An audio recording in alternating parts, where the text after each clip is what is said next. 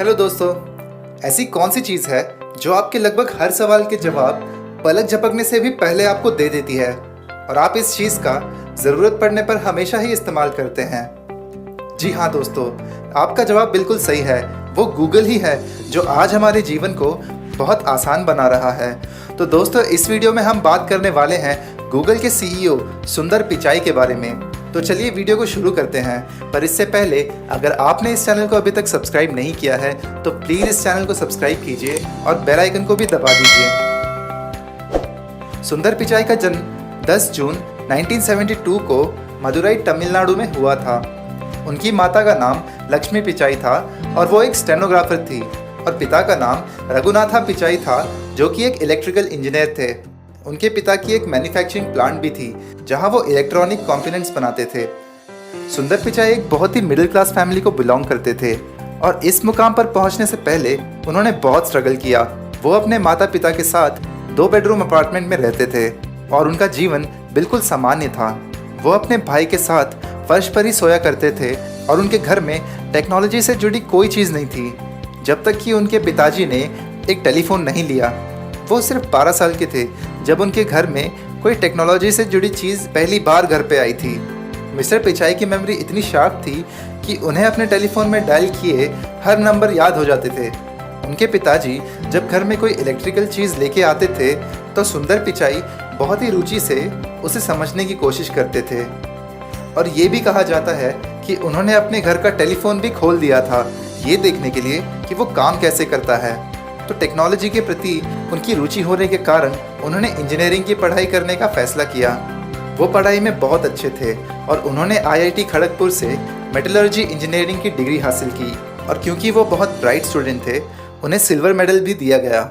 इसके बाद 1993 में अपने ग्रेजुएशन के बाद वो यूएसए चले गए जहाँ उन्होंने स्टैनफोर्ड यूनिवर्सिटी से पीएचडी करने का प्लान किया था, पर उन्होंने वो प्लान ड्रॉप कर दिया और वो अप्लाइड मटेरियल्स नामक कंपनी में एक इंजीनियर और प्रोडक्ट मैनेजर के तौर पर काम करने लगे। पर उनके एम्बिशंस कुछ और ही थे, तो वो उस कंपनी में ज़्यादा देर नहीं टिके और उन्होंने वो जॉब छोड़ दी अपनी आगे की पढ़ाई करने के लिए। उन्होंने 2002 में वॉर्टन स्कूल ऑफ पेंसिल्वेनिया से एमबीए किया। एमबीए के बाद मैकेंसी एंड कंपनी में एज अ मैनेजमेंट कंसल्टेंट काम किया। लगभग 2 साल के बाद उन्होंने 2004 में गूगल को ज्वाइन किया। उस समय में साल 2006 तक लोग माइक्रोसॉफ्ट का ही ब्राउज़र यूज़ करते थे जिसका नाम एक्सप्लोर है और माइक्रोसॉफ्ट का अपना खुद का सर्च इंजन था जिसका नाम है बिंग। और गूगल में नौकरी के शुरुआती दिनों में उन्होंने गूगल के टूल बार पर काम किया जिसे कंप्यूटर मेकर्स ने डायरेक्ट ब्राउज़र में इंस्टॉल कर दिया। फिर उन्हें गूगल का खुद का ब्राउज़र बनाने का आइडिया आया और उन्होंने इसका प्रपोजल तब के सीईओ एरिक स्मिथ के सामने रखा, पर उन्हें मना कर दिया गया ये कहकर कि इसमें बहुत खर्चा है। पर सुंदर पिचाई को पता था कि गूगल को नए मुकाम पर पहुंचाने के लिए उन्हें गूगल का खुद का ब्राउज़र बनाना ज़रूरी है। तो उन्होंने अपना प्लान लैरी पेज और सर्जी ब्रिन को बताया जिन्होंने उनके प्लान को अप्रूव किया। इसके कुछ ही महीनों बाद 2008 में गूगल क्रोम लॉन्च हुआ जिसमें सुंदर पिचाई ने बहुत ही अहम भूमिका निभाई। गूगल क्रोम सक्सेसफुल रहा और वो दुनिया का नंबर 1 ब्राउज़र बना, इंटरनेट एक्सप्लोरर और मोजिला फायरफॉक्स को पीछे छोड़ते हुए। क्रोम की सक्सेस को देखते हुए गूगल ने और भी प्रोडक्ट्स लॉन्च किए जैसे कि क्रोम बुक, क्रोमकास्ट और क्रोम ऑपरेटिंग सिस्टम। 2008 में सुंदर पिचाई को प्रोडक्ट डेवलपमेंट का वाइस प्रेसिडेंट बनाया गया और 2012 में वो क्रोम एंड ऐप्स के सीनियर वाइस प्रेसिडेंट बने। इसी के 1 साल बाद उन्हें एंड्रॉयड संभालने की जिम्मेदारी भी दे दी गई। उन्होंने एंड्रॉयड 1 का निर्माण किया जिसका मकसद एंड्रॉयड को हर घर में पहुंचाना था, जिसने 5 बिलियन लोगों को एंड्रॉयड फैमिली का हिस्सा बना दिया।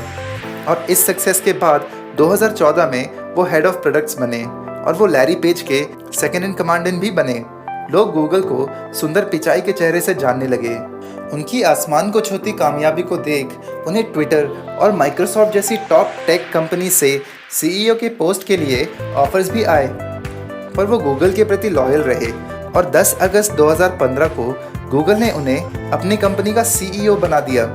दोस्तों, एक मिडिल क्लास फैमिली से होकर भी इतने ऊंचे मुकाम पर पहुंचना अपने आप में ही एक बड़ी बात है और उनकी कहानी ये भी दर्शाती है कि मेहनत और लगन से आप कुछ भी हासिल कर सकते हैं। मैं जानता हूँ कि आप ये जानना चाहोगे कि उनकी नेटवर्क कितनी है, तो दोस्तों मैं आपको बता दूं कि जुलाई 2020 में फोर्ब्स के मुताबिक उनकी कुल संपत्ति करीब 1.3 बिलियन डॉलर्स है। तो दोस्तों आपको ये वीडियो कैसी लगी मुझे कमेंट में लिखकर बताएं। अगर आपको ये वीडियो पसंद आई है तो प्लीज़ इसे लाइक कर दीजिए और इस चैनल को सब्सक्राइब भी कर दीजिए। धन्यवाद।